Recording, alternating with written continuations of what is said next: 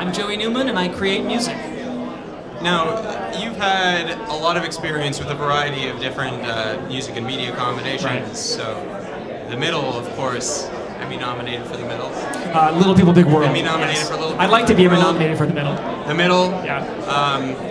A couple indie films recently, Any Day Now. Yep. And Lineage, the video game. Yep. Now, I would imagine all of these involve some kind of collaboration with the filmmaker, the production team.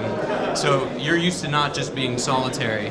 On the theme of feedback, how important is it to get feedback as a composer from the other folks working on a project with you?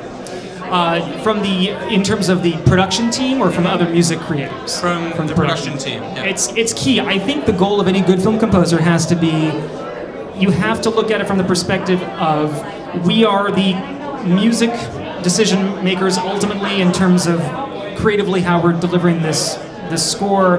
However, we're not the final say on what it is we do. So even though someone else decides ultimately and approves ultimately what you do, you are the voice of it, and the key is, how can we balance those things out? How can I still be creative and challenging myself and challenging musical and make all these great things happen within the parameters and the confines of a producer or director's, guidance and notes and things like that. And that's, I think, my approach to film scoring is always that I'm a team player. So I'm on the same team as these guys. I'm not in there to say my music is key, listen to it, I will never make any changes. It's about being, a studio signing my check or something. It's like I'm still an employee, and at the same time, you get into this creative community and you want to be a part of this greater vision, which is the series, the sound of the show, or this film and the sound of, you're finding that voice in the film. And how am I supporting these great characters? You come from a family which is famous for its contributions to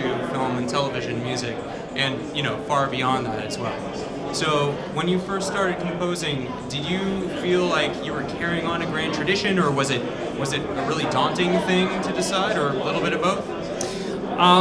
I think I didn't decide to do the film music thing until later, but I've always been playing music, and so I think when I finally decided to do it, I always knew about the family's lineage in it, which is always been an exciting thing, and my only approach to it is this, I'm always going to do my thing and my voice, which is never going to be like it won't be the same thing as my cousin Tom or David, or it's probably more, if anything, I kind of side more with Randy's approach, because I come from a pop world, a rock world of playing drums and being in bands. So I just want to uphold the legacy in the sense of just being a great musician.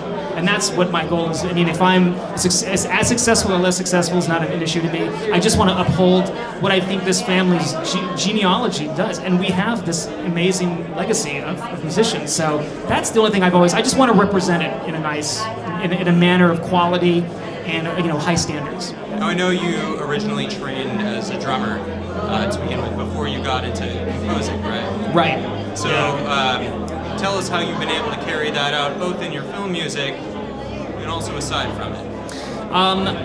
As I was kind of saying in my feedback panel, I'm very partial to percussion and drums and things. So for me, the rhythm is always kind of where I've always tend to start. And since I play piano and I dabbled in guitar and those other things, I always kind of come from that rhythmic perspective.